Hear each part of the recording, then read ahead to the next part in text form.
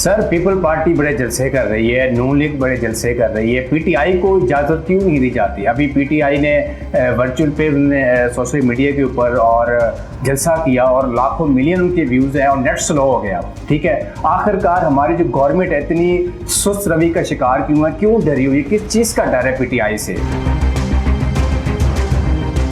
जिनके बेचारे बाल लगवा कर जो इलेक्ट्रॉनिक से वो जो चल रहे हैं उनको अब थोड़ा सा रेस्ट करना चाहिए।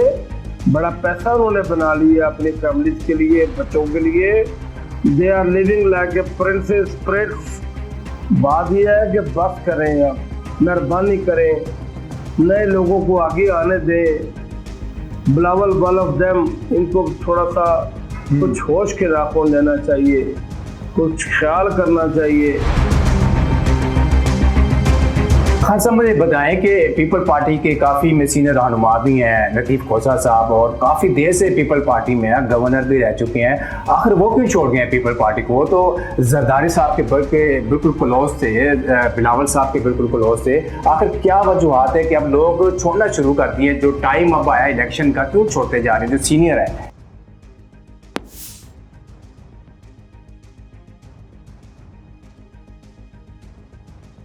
अस्सलाम वालेकुम नाज़रीन, आप देख रहे हैं इनकलाब ज़माना में हूँ एहसन शहजाद। नाज़रीन, कुछ रोज़ पहले बेबुनियाद खबरें चल रही थी कि इलेक्शन पाकिस्तान में नहीं होंगे, मगर अब ऐसा नहीं है। इलेक्शन कमीशन ऑफ पाकिस्तान ने ऐलान कर दिया और सुप्रीम कोर्ट से भी ऐलान हो चुका है कि अब पाकिस्तान में इलेक्शन होंगे और साफ और शफाफ इलेक्शन होंगे। आज हमारे साथ मौजूद हैं, किसी तारुफ के मोहताज नहीं है, सीनियर रहनुमा है पीपल पार्टी के इकबाल अहमद खान साहब। इनसे बात करते हैं। खान साहब, मुझे बताएं कि इलेक्शन होने जा रहे हैं और पीपल पार्टी की कैंपेन्स जो है शुरू हो चुकी है। बिलावल साहब के डेरे लाहौर में है और आसिफ अली जरदारी साहब के भी डेरे लाहौर में, वो भी कराची चले गए हैं अपने जितने भी रहनुमा थे सीनियर उनसे मिल के टिकट के हवाले से।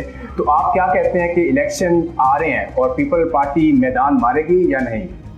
बिस्मिल्लाहिर्रहमानिर्रहीम। अस्सलाम वालेकुम तमाम व्यूअर्स को और हमारे प्यारे भाई शहजाद साहब, एहसन शहजाद साहब और आपकी टीम को पहले तो बहुत बहुत मुबारक आपको कि आप लोगों ने एक बड़ा अच्छा, मैंने जो महसूस किया है, एक सारा सेटअप बना करके हिफ्जा साहब और आपने जितनी मेहनत से ये सारा सेटअप बनाया और इस तरीके से आप लोग आगे चला रहे हैं इसको लेकर के, और आवाम की नुमाइंदगी कर रहे हैं, पार्टियों की नुमाइंदगी कर रहे हैं, तो बेस्ट विशेस।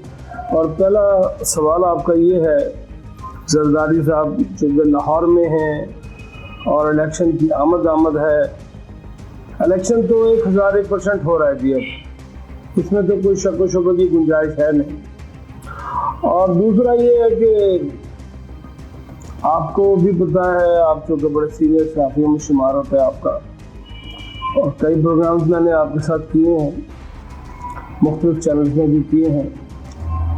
और बताइए मैं आपको दूं कि पीपल्स पार्टी इस बार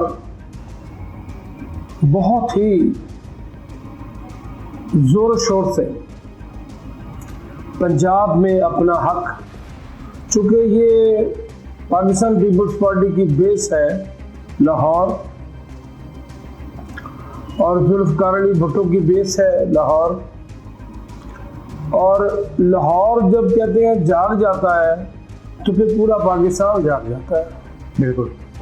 और मैं ये समझता हूँ कि आपकी बात को कभी सपोर्ट मिलती है इस बात से कि वाकई इसमें कोई शक नहीं कि पाकिस्तान पीपल्स पार्टी इस दफ़ा भरपूर तरीके से पंजाब में अपना जोर तो लगाएगी। जनाब, अच्छा खान साहब, मुझे बताएं कि पीपल पार्टी के काफ़ी सीनियर रहनुमा भी हैं, लतीफ़ खोसा साहब, और काफ़ी देर से पीपल पार्टी में हैं, गवर्नर भी रह चुके हैं।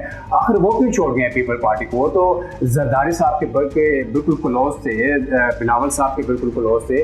आखिर क्या वजूहत है कि अब लोग छोड़ना शुरू कर दिए? जो टाइम अब आया इलेक्शन का, क्यों छोड़ते जा रहे हैं जो सीनियर है? नहीं, ऐसी बात नहीं है क्यों छोड़ रहे हैं।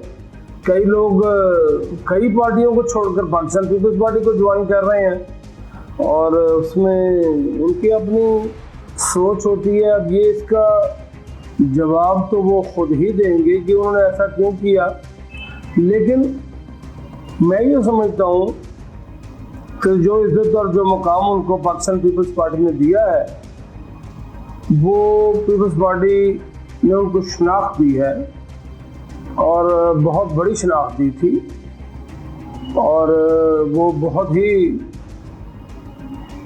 अच्छी निगाह से देखे जाते थे, देखे जाते हैं, कोई ऐसी बात नहीं। अब ये जहाँ तक ताल्लुक है तब्दीली का सियासत में, ये तो वो खुद ही जवाब दे सकते हैं, मैं तो उनका नुमाइंदा हूँ नहीं। सर पीपल पार्टी बड़े जलसे कर रही है, नून लीग बड़े जलसे कर रही है, पीटीआई को इजाज़त क्यों नहीं दी जाती? अभी पीटीआई ने वर्चुअल पे सोशल मीडिया के ऊपर और जलसा किया और लाखों मिलियन उनके व्यूज़ हैं और नेट स्लो हो गया, ठीक है। आखिरकार हमारी जो गवर्नमेंट है इतनी सुस्त रवि का शिकार क्यों है, क्यों डरी हुई है, किस चीज़ का डर है पीटीआई से? देखिए यहाँ भी फिर मैं यही बात कहूँगा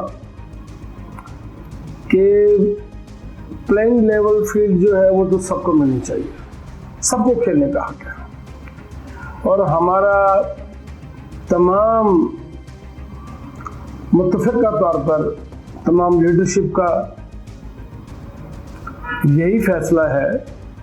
और हमारी जो लीडरशिप है वो आपने देखा होगा कि अक्सर हर वक्त बल्कि वो यही कहना चाह रहे हैं, कायरा साहब हैं, शीर रहमान साहिबा हैं, और फिर उसके बाद अभी आपने शादिया मरी साहबा का बयान देखा, और सिंध से हमारे नासिर हुसैन शाह साहब हैं, और फिर साबिक वज़ीर आला हैं, तो सब लोगों का यही बयान है, गनी साहब हैं, तो सबका बयान यही है कि सब इस बात पे मुत्तफ़िक़ है कि हर आदमी को आज़ादी के साथ इजहार एक्सप्लेनेशंस, इजहार जो वोट मांगने का हक है बिल्कुल वो उनको मिलना चाहिए, और इजहार मिलना चाहिए आवाम को भी कि वो जिसको चाहे ABCD जिसको चाहे वो चूज करे। और डरने वाली तो हमारी पाकिस्तान पीपल्स पार्टी तो ऐसी पार्टी है जिसने हमेशा शहादतें दी हैं, खून के नजराने दिए हैं, जुल्फ़िकार अली भुट्टो से लेकर बीबी शहीद, उनके दोनों भाई, तो हमारी नुसरत भुट्टो साहिबा, ये वो लोग हैं जिन्होंने खूनों के नजराने दिए हैं। तो हम तो डरने वाली पार्टी है नहीं, और ना हम किसी से डरते हैं। हम तो कहते हैं कि फील्ड सबके लिए खुली होनी चाहिए, और सब आकर के मैदान लगाएं, आवाम की मेहरबानी से जो भी आ जाए उसको वेलकम करें, उसको चलने दें 5 साल। अच्छा खान साहब, ये बिलावल साहब बड़े जब भी मीडिया टॉक करते हैं या कहीं पे खिताब करते हैं, जलसे में खिताब करते हैं, या वकला बिरादरी से आज भी उन्होंने खिताब किया लाहौर हाई कोर्ट में, और नून लीग तो क्यों निशाने पे रखा हुआ है? वो कहते हैं जी सिलेक्टेड अब अगर हो भी गए तो इलेक्शन करवाने की जरूरत क्या है? सिलेक्टेड है कौन, कहाँ से कौन सिलेक्टेड हुआ है अभी तक? देखें, वो पार्टी हेड है और चेयरमैन है, उनका विजन और मेरे विजन में, सोच समझ में बहुत फ़र्क हो सकता है। जो चीज़ें वो देख रहे हैं हो सकता है मुझे नज़र ना आ रही हो। तो हमेशा याद रखिए कि जो फ्रंट मैन होता है उसको बॉर्डर के बारे में ज़्यादा पता होता है कि फौजें कहाँ हैं, कहाँ से अटैक हो रहा है, कहाँ से एमिनेशन दिया जा रहा है। जो पीछे होते हैं वो अब ज़माना आ गया है सैटेलाइट का, लेकिन मैं ये समझता हूँ कि अगर महाजर आई की बजाय वो अगर ये लफ्ज़ कह रहे हैं कि कुछ प्रायोरिटी दी जा रही है तो 100% ऐसा ही होगा। लेकिन एक तरफ से तनकीद करते हैं जी कि सिलेक्टेड होकर अगर आनी इलेक्शन ना करवाएं, और दूसरी तरफ से पीपल पार्टी नारा लगाती है कि हमने दीवार पे लिख दिया है इस बार वजीर आजम बिलावल भुट्टो जरदारी होगा, तो ये भी सिलेक्टेड ही हो गया ना सर फिर? देखिए, पाकिस्तान पीपल्स पार्टी जो है वो हमेशा से ये बिलीव रखती है कि नए लोगों को आगे आना चाहिए, नया विजन को आगे आना चाहिए, नौजवानों को आगे आना चाहिए, ऐसे लोगों को आगे आना चाहिए। इस माशरे में नौजवान तबके के साथ इस कदर उसको ह्यूमिलिएट किया जा रहा है कि वो इस मुल्क में रहने के लिए तैयार नहीं है। और पाकिस्तान में नौजवानों के साथ ना उनको जॉब की फैसिलिटीज हैं, ना उनको तालीम हासिल करने की फैसिलिटीज हैं। तालीम इतनी महंगी कर दी गई है कि बच्चा क्या पढ़ेगा, कौन डॉक्टर बनना चाह रहा है, कौन वकील बनना चाह रहा है, कौन इंजीनियर बनना चाह रहा है, जबकि ये ममार होते हैं किसी भी मुल्क के। कौन आईटी इंजीनियर बनना चाह रहा है।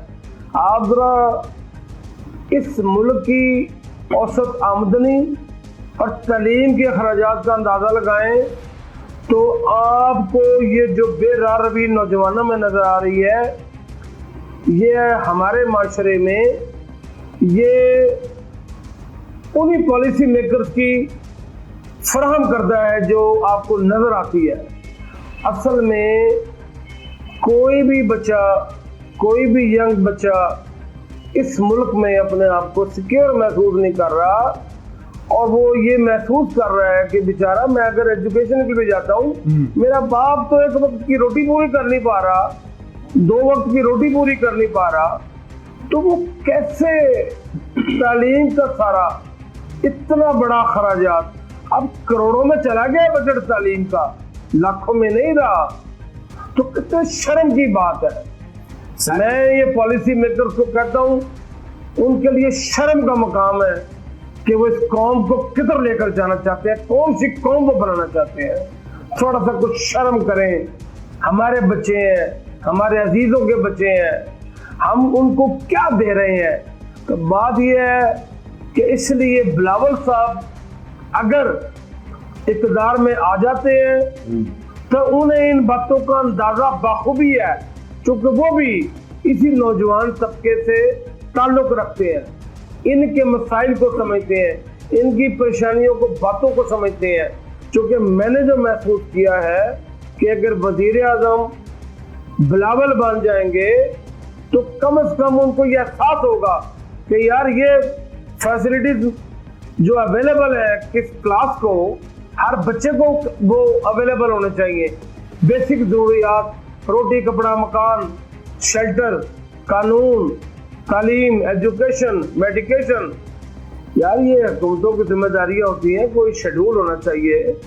इसलिए उनका इरादा ये है कि 20 साल 30 साल एक रोड मैप बनाएंगे वो, और उस पर वो गामजन होंगे। मैं ये समझता हूँ कि अगर ऐसा है तो बहुत अच्छा है। सर नून लीग तो कहती है कि बिलावल अभी बच्चा है, इसको क्या सियासत का पता है, अभी कुछ नहीं पता है इसको। बनी बनाई सियासत मिल गई है, रोटी आ गई है प्लेट में, सालन आ गया, सारा कुछ आ गया, इसको सियासत पता ही नहीं है। सारे कहते हैं, नून लीग जितने भी बड़े बड़े सीनियर रहनुमा हैं सारे कहते हैं। इस पे क्या कहेंगे आप? तो बिलावल तो बच्चा है अभी। तो 76 साल में अगर 5 या 6 साल पीपल्स पार्टी की हुकूमत निकाल दें तो बाकी लोगों ने क्या कर रही है 70 सालों में, 70 ईयर्स। ये बाबे, ये ताजिर लोग, मैं खुद ताजिर आदमी हूं, लेकिन मैं तो ये सोच रहा हूं कि ताजिर भी तंग है आजकल, इस कदर मखदूश हालात है इस मुल्क के। इसलिए जितने पुराने सियासतदान जो शक्लें, जिनके बेचारे बाल लगवा कर जो इलेक्ट्रॉनिक से वो जो चल रहे हैं, उनको अब थोड़ा सा रेस्ट करना चाहिए। बड़ा पैसा उन्होंने बना लिया अपनी फैमिलीज के लिए, बच्चों के लिए।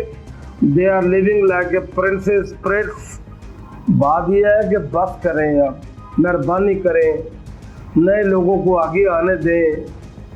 बिलावल वन ऑफ देम, इनको थोड़ा सा कुछ होश के राखों लेना चाहिए, कुछ ख्याल करना चाहिए कि अगर वो कुछ करना चाहता है तो लेट हिम डू। उसको ये कहें कि इसको प्लेट में आ गया, इसको रोटी मिल गई। भाई रोटी तो तुम लोगों को कूट कर तुम लोगों ने क्या इस मुल्क का हाल कर दिया है, बस करें। सर आप ये सवाल है कि अब थोड़ी सी रजीम चेंज है, जब से खान साहब आए और नौजवान जितनी भी नस्ल है वो पीटीआई को सपोर्ट कर रही है। और मैंने ऐसे गांव देखे हैं, ऐसे छोटे शहर देखे हैं जहाँ पे बैनर लग चुके हैं, नून लीग का यहाँ पे आना बंद है, कोई कंपेन के लिए यहाँ पे ना आए, वोट मांगने के लिए ना आए। पीपल पार्टी का यहाँ पे आना बंद है। क्या अगर नून लीग का रहनुमा जाएगा या फिर पीपल पार्टी का रहनुमा वहाँ पे जाएगा कैंपेन करके वोट मांगने के लिए, क्या आवाम उनको वोट देगी? गुजारिश ये है कि देखिए, अभी इलेक्शन जब शुरू होगी, गहमा गहमी इलेक्शन के टाइम पर जब कैंडिडेट्स मार्केट्स में जाएंगे और लोगों के पास जाएंगे, बाज़ारों में जाएंगे, घरों में जाएंगे, तो थोड़ा सा सिनेरियो चेंज हो जाएगा। और दूसरा, जहाँ तक ये लिखा हुआ है, ये जज्बाती लोग होते हैं हर माशरे में, और ये ज़रूरी नहीं होता कि हर पार्टी में होते हैं। कई जगह ऐसी भी हैं जहाँ अगर आप सिंध के इलाकों में चले जाएं, ख़ास इलाकों में, तो वो उन्होंने पीपल्स पार्टी के अलावा किसी को वोट देना भी मुनासिब नहीं समझते। मैं लफ्ज़ ऐसा इस्तेमाल नहीं करना चाहता जो किसी की दिल आज़ारी हो। और जहाँ तक ताल्लुक है पीटीआई का, आपने देख ही लिया कि मैं तो मुखालफत, बुराई मुखालफत किसी की करता नहीं हूँ। 3.5-4 साल में ये वो जो कुछ हुआ है, जिस तरह से लोगों की दुकानें, बोर्ड, घर तोड़े गए, लोगों के मामलात को, बिजनेस बेसिकली जो ख़त्म हुआ है ताजिर का, वो इसी टेन्योर में हुआ है। मिसाल के तौर पर एक गाड़ी जो थी वो 9 लाख रुपए की थी, तो वो 30, 35, 40 लाख की हो गई है। तो वो इसी दौर में हुई है, वो बिजनेस भी खत्म हो गया। इसी तरह प्रॉपर्टी का बिजनेस भी, जब प्रॉपर्टी टैक्स जो था वो फ्री करके, ये करके, वो करके, वो भी खत्म हो गया बिजनेस। और कौन सा बिजनेस रह गया जहाँ तक ये जो हम फ्रूट खा लेते हैं, सब्जी, गोश्त वगैरह है, उसकी भी आप प्राइसेस देख रहे हैं क्या थी उससे पहले और अब क्या है। तो ये किसका शाखसाना है? ये तो कोई मैनेज कर नहीं सके थे। वो आगे क्या करते हैं, किस तरीके से चलते हैं, यू नेवर नो। इंसान एक ऐसी चीज़ है जो किसी भी वक्त तब्दील हो सकता है। अल्लाह करे बेहतरी की सूरत में अच्छे तब्दील लोग आगे आए और इस मुल्क की बागडोर को संभाले, हमें तो खुशी है। बिल्कुल। नाज़रीन, आपने इकबाल अहमद खान से बात सुनी और मुझे दीजिए इजाज़त। अल्लाह हाफ़िज़।